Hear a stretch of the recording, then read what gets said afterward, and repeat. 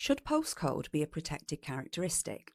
I'm Rachel, I'm a public and social policy consultant and proud Northerner, and I'm on a mission to get what I know to be what you know. In Britain, where you live determines how long you'll live, the kind of employment prospects you'll have, the life chances for your children, their education, and the kind of public services that you receive. And commonly, when we talk about equality, we talk about things like gender, race, age, but never about geography.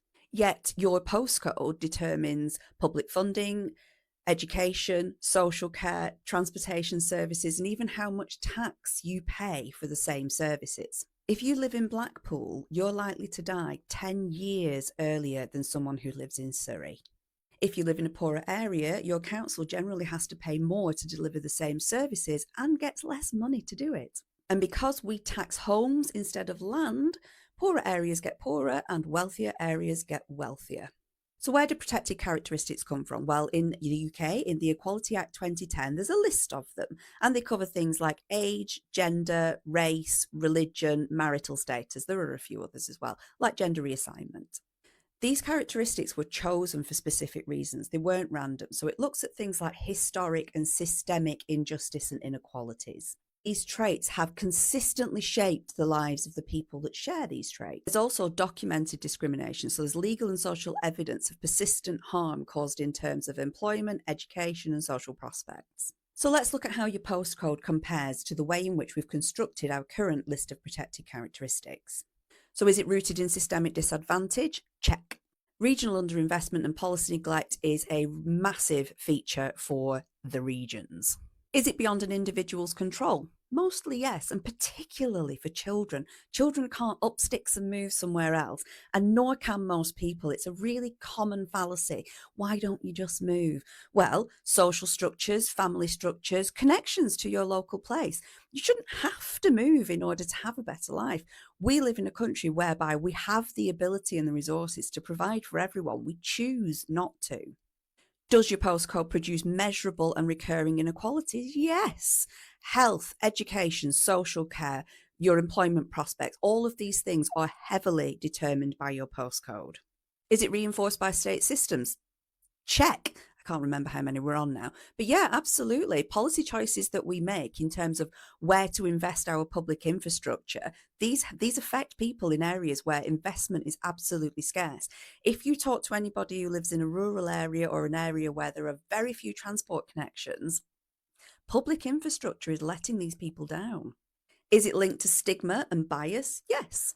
Increasingly, we use terms like the red wall or deprived areas. And when we look at things like benefit streets, kind of poverty porn that Channel 5 produces, these are all postcode and hyper local issues because of a lack of public investment, because we're not distributing wealth in this country well enough.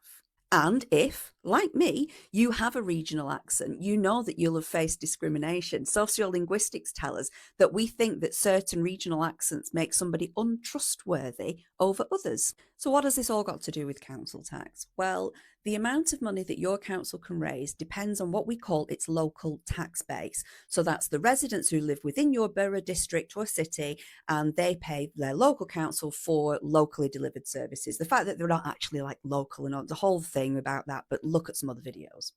Council tax draws circles or rings around us as communities and keeps our council tax within this boundary. Councils with a poorer tax base are able to raise less council tax than wealthier areas. That council tax is then spent on services like social care, education, environmental health, public health, the bins, potholes, all of that. Poorer areas that raise less are not able to deliver the same level of services as wealthier areas who raise more.